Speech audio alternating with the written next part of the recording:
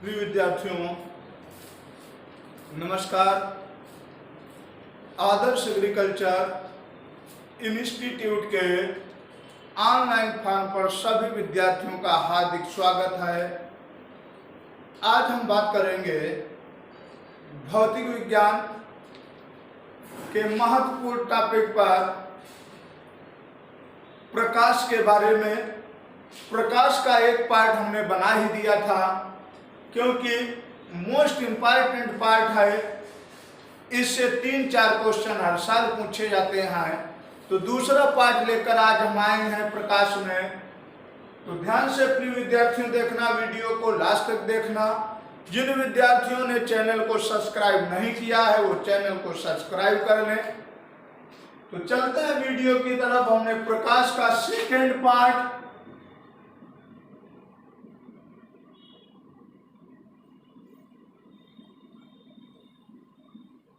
तो पहले पार्ट में हमने बहुत सारी चीजें बता दी थी कि लेंस की क्षमता क्या है, उसका मात्रक क्या है, डायोप्टर है, सबसे स्वस्थाक की औसत दूरी कितनी होती है 25 सेंटीमीटर, स्वस्थाक का अंतिम बिंदु कहां पर होता है, अनंत पर होता है, निकट दृष्टि दोष क्या है, दूर दृष्टि दोष क्या है। निकट दृष्टि दोष के निवारण के लिए अवतल लेंस का प्रयोग करते हैं, दूर दृष्टि दोष के निवारण के लिए उत्तल लेंस का प्रयोग करते हैं। निकट दृष्टि दोष जो होता है अवतल लेंस को सुधारता है। अवतल लेंस की फोकस दूरी ऋणात्मक होती है और उत्तल लेंस की फोकस दूरी धनात्मक होती है। इत्यादि चीजों पर हमने पिछले टर्न पर बात कर लिया था। तो आगे हम चलते हैं उसी वीडियो में। अब आपसे पूछता है कि अपवर्तनांक क्या होता है। तो अपवर्तनांक हमारा प्रिय विद्यार्थियों होता है वास्तविक गहराई बटे आभासी गहराई। नोट कर लो प्रिय विद्यार्थियों, वास्तविक गहराई बटे आभासी गहराई। और अपवर्तनांक का कोई भी मात्रक या इकाई नहीं होती है। अपवर्तनांक का कोई भी मात्रक या इकाई नहीं होती है। अगला है कि संयुक्त लेंस की क्षमता निकालने वाला सूत्र क्या है। अंडरलाइन कर लो, बहुत पूछा जाता है। संयुक्त लेंस की क्षमता निकालने वाला सूत्र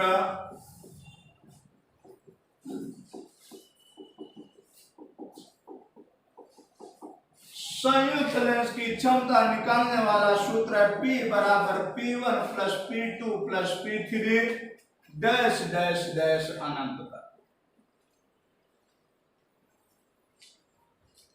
नोट कर लो प्रिय विद्यार्थियों, बहुत पूछा जाता है कि संयुक्त लेंस की क्षमता निकालने वाला सूत्र क्या है। तो P बराबर P1 plus P2 plus P3 dash dash अनंत। अब देखो यहीं पर एक क्वेश्चन हर साल पूछा जाता है न्यूमेरिकल। इस सूत्र के माध्यम द्वारा नोट कर लो। संयुक्त लेंस की क्षमताएं निम्न हैं।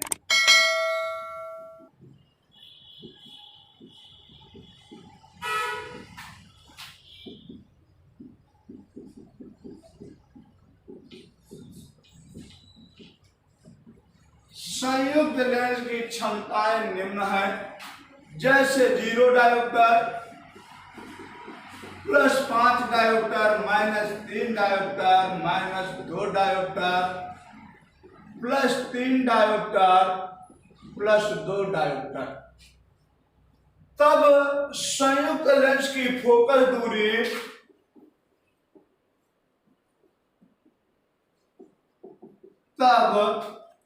संयुक्त लेंस की फोकस दूरी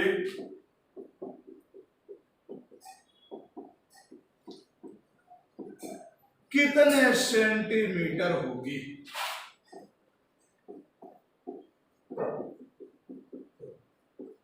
क्वेश्चन सुन लो ध्यान से प्रिय विद्यार्थियों, बहुत ज्यादा पूछता है कि संयुक्त लेंस की क्षमताएं निम्न है। जैसे 0 dioptre plus 5 dioptre minus 3 dioptre minus 2 dioptre plus 3 dioptre plus 2 dioptre तब संयुक्त लेंस की फोकल दूरी कितने सेंटीमीटर होगी। तो सबसे पहले प्रिय विद्यार्थियों संयुक्त लेंस की क्षमता का सूत्र लगा दो, P बराबर P1 plus P2 plus P3 plus P4 plus P5 अनंत है। तो यहां से संयुक्त लेंस की क्षमता निकाल लो।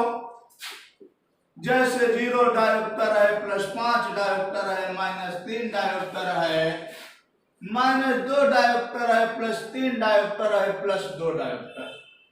तो +5 डायोप्टर, -3 -2 टोटल आ गया हमारा +5 डायोप्टर। ये आ गया प्रिय विद्यार्थियों संयुक्त लेंस की फोकल दूरी आई हमारी कितने डायोप्टर, +5 डायोप्टर आई। अब पूछा हमने फोकल दूरी कितना होगा, तो संयुक्त लेंस की फोकल दूरी निकालने वाला सूत्र होता है, ये बहुत ज्यादा फार्मूला पूछा जाता है, P बराबर 100/F सेंटीमीटर में। P बराबर 100/F सेंटीमीटर में, फोकल दूरी सेंटीमीटर में बराबर 100/P। 100/P हमारा कितना है, 5 है। फोकल दूरी हमारी आ गई भैया 20 सेंटीमीटर। अब यहीं पर पूछे लेंस कैसा होगा, तो तुरंत बताना लेंस उत्तल होगा। तो इससे जरूर हर साल निश्चित तौर पर एक क्वेश्चन पूछता है, संयुक्त लेंस की क्षमता निकालने वाला सूत्र प्रिय विद्यार्थियों हमको मालूम हो गया। संयुक्त लेंस की क्षमता और फोकल दूरी में निकालने वाला सूत्र हमको मालूम हो गया। इस तरीके से इससे क्वेश्चन एक पूछा जाता है। और फोकल दूरी का मात्रक सेंटीमीटर। जब भी फोकल दूरी या लेंस की क्षमता धनात्मक आए तो लेंस उत्तल होगा। जब भी फोकल दूरी या लेंस की क्षमता ऋणात्मक आए तो लेंस प्रिय विद्यार्थियों कैसा होगा, अवतल होगा। यहां से क्वेश्चन एक पूछा जाता है, तो ध्यान से देखना। अगला क्वेश्चन हमारा यहीं पर है कि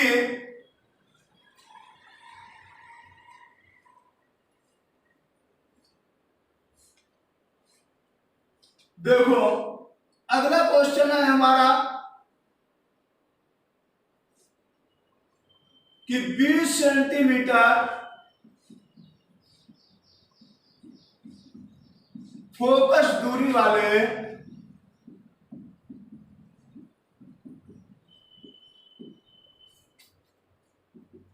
लेंस की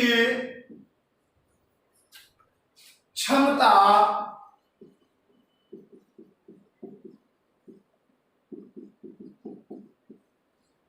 कितनी होगी। यहां पर एक और जोड़ लो, उत्तल लेंस की क्षमता कितनी होगी। कई बार ये क्वेश्चन पूछा गया है कि 20 सेंटीमीटर फोकल दूरी वाले उत्तल लेंस की क्षमता कितनी होगी या कितने डायोप्टर होगी। तो तुरंत लगाओ P बराबर 100/F सेंटीमीटर में। P बराबर 100 F दिया गया उत्तल लेंस की फोकल दूरी धनात्मक, लेंस की क्षमता आ गई +5 डायोप्टर।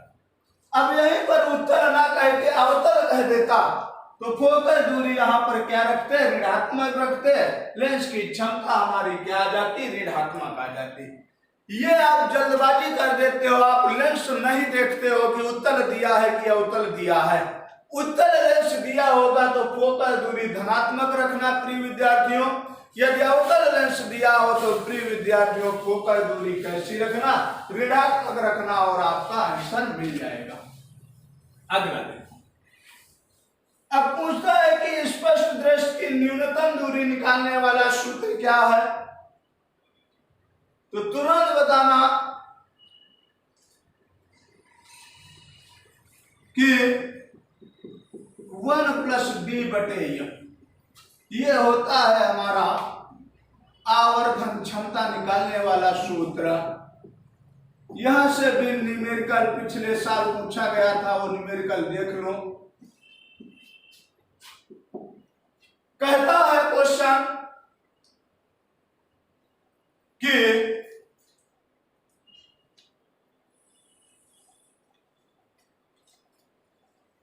30 सेंटीमीटर फोकस दूरी वाले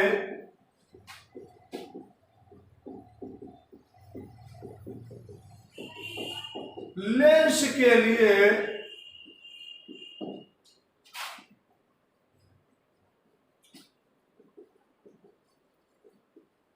आवर्धन क्षमता का मान क्या होगा।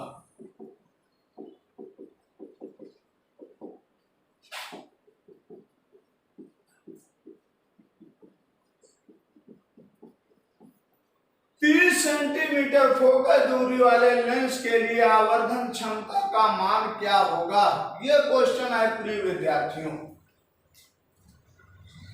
अब सूत्र हमने बताया आवर्धन क्षमता बराबर 1+d/f, और जहां f बराबर क्या है, फोकस दूरी है, वो भी कैसी है, सेंटीमीटर में। तो निकाल लो आवर्धन क्षमता। इस पृष्ठ टेस्ट की न्यूनतम दूरी होती है 25 सेंटीमीटर। 25 सेंटीमीटर रख लिया। फोकस दूरी दी गई है, कितनी दी गई है, 30 दी गई है। हल कर लो। 30 + 25 भागे कितना आ गया, 30। 55 भागे कितना आ गया, 30। 11/6 आ गया। हल करके या यहीं पर ऑप्शन मिल जाए तो 11/6, यदि और भाग दे के दे तो भाग करके आप आंसर निकाल देना। तो इस तरीके से एक न्यूमेरिकल पूछा जाता है कि आवर्धन क्षमता कैसे निकालते हैं। तो आवर्धन क्षमता बराबर 1+d/f, जहां d बराबर स्पष्ट दृष्टि की न्यूनतम दूरी और स्पष्ट दृष्टि की न्यूनतम दूरी होती है 25 सेंटीमीटर। फोकस दूरी हमने दी थी 30 सेंटीमीटर। इस तरीके से हम निकाल लेते हैं तो हमको आवर्धन क्षमता का मान मिल जाता है। और आवर्धन क्षमता का सूत्र भी हमने बता दिया कि आवर्धन क्षमता बराबर 1+d/f होता है, जहां d बराबर बताया स्पष्ट दृष्टि की न्यूनतम दूरी और f बराबर क्या बताया, फोकस दूरी बताया। क्या बताया, फोकस दूरी बताया। अगला पूछता है कि 60 अंश पर रखे या 60 अंश पर रखी वस्तु के लिए कुल कितने प्रतिबिंब देखे जा सकते हैं। नोट कर लो प्रिय विद्यार्थियों, 60 अंश पर रखी वस्तु के लिए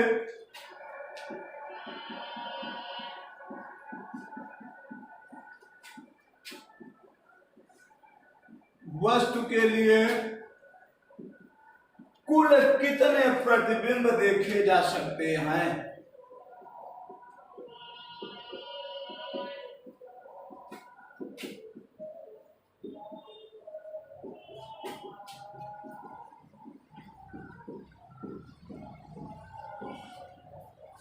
साठ अंश पर रखी वस्तु के लिए कुल कितने प्रतिबिंब देखे जा सकते हैं। तो प्रतिबिंबों की संख्या निकालने वाला सूत्र होता है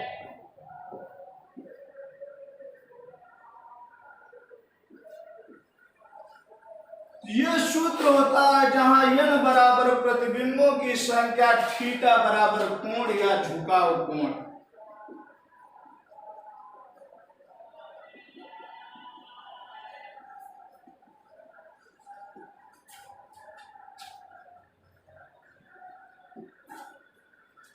अब हमने कहा 60 अंश पर रखी वस्तु के लिए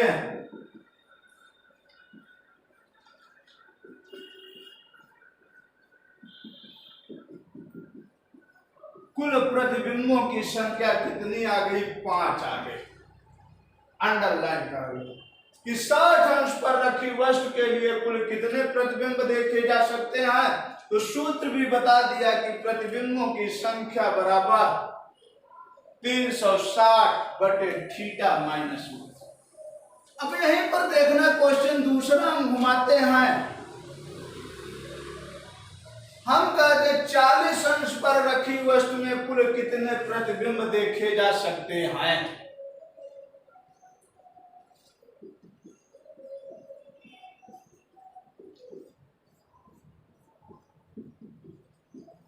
तो 40 अंश पर रखी वस्तु के लिए कुल 9 प्रतिबिंब देखे जा सकते हैं। यहां पर कंफ्यूजन ना करना, कहोगे 40 को भाग दिया 9 माइनस 1 प्रतिबिंब की संख्या क्या करोगे? 8। ऑप्शन भी पहला वहां 8 आएगा, लेकिन आपका आंसर क्या हो जाएगा?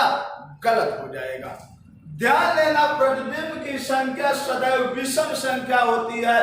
प्रतिबिंब की संख्या कभी भी सम नहीं हो सकती है, इसीलिए ये क्वेश्चन पूछा जाता है।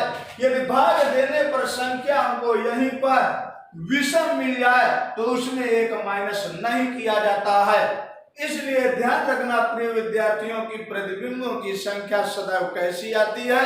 तो तुरंत बताना, विषम आती है। कैसी आती है? विषम आती है। अंडरलाइन करो। इसीलिए ये क्वेश्चन पूछा जाता है, क्योंकि आप सूत्र लगाओगे और सूत्र के माध्यम द्वारा आपका आंसर 8 आ जाएगा और तुरंत आप क्या करोगे?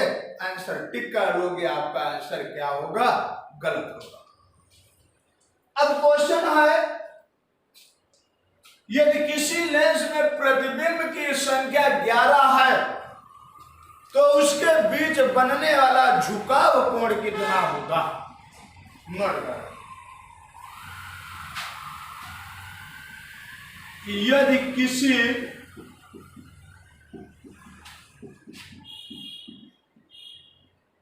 लेंस में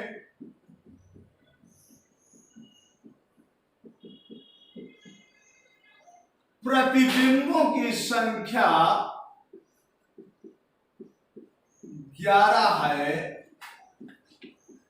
तो उसके बीच बनने वाला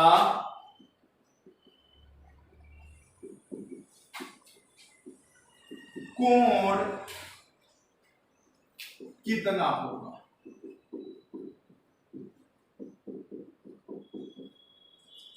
यदि हमने कह दिया यदि किसी लेंस में प्रतिबिंबों की संख्या 11 है तो उसके बीच बनने वाला कोण क्या होगा?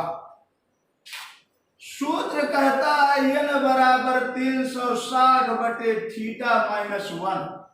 यदि प्रतिबिंब की संख्या 11 आती है तो 11 प्लस 1 बराबर 360 भागे थीटा, फिर यह गुणा कर लो तो आ जाएगा 12। थीटा बराबर 360, थीटा बराबर 360 भागे 12, थीटा बराबर कितना आ गया? 30 अंश आ गया। कितना आ गया? 30 अंश आ गया। इस तरीके से यदि प्रतिबिंबों की संख्या हमको मालूम होती है तो कोण निकाल लेते हैं। यदि झुकाव कोण दिया होता है तो प्रतिबिंबों की संख्या निकाल लेते हैं। कहने का मतलब है हमको सूत्र मालूम होना चाहिए और आंसर हमको मिल जाता है। अब यहीं पर क्वेश्चन आपसे पूछता है कि स्नेल का नियम क्या है? तो आपको बताया था पिछले टर्म पर, sine I upon sine R बराबर क्या कहलाता है? स्नेल का नियम कहलाता है। क्या कहलाता है? स्नेल का नियम कहलाता है। बूस्टर का सूत्र क्या कहलाता है? n बराबर tan IP, जहां n बराबर अपवर्तनांक है, IP बराबर ध्रुवण कोण है। यह भी पूछा जाता है कि बूस्टर का सूत्र क्या है? तो तुरंत बताना प्रिय विद्यार्थियों, n बराबर tan IP।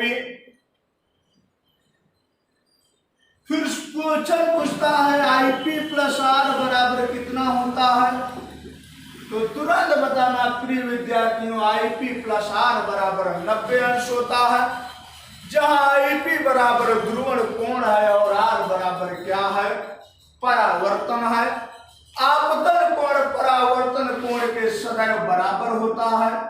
यह भी ध्यान रखना कि आपतन कोण परावर्तन कोण के सदैव कैसा होता है? बराबर होता है। इस तरीके के क्वेश्चन प्रिय विद्यार्थियों पूछे जाते हैं। इस वीडियो को ध्यान से देखना। निश्चित तौर पर ये बहुत ही अच्छा टॉपिक है प्रकाश। इसका दूसरा पार्ट हमने आपको बताया है, एक पार्ट और इसका बताएंगे तो ये प्रकाश चैप्टर आपका फिनिश हो जाएगा। उसके बाद आपका तरंग बचेगा और ऊष्मा बचेगा, 2 इकाइयां और बचेंगी। तो जल्द से जल्द हम भौतिकी का पार्ट आपको खत्म करते हैं। ठीक है, नमस्कार आज के लिए।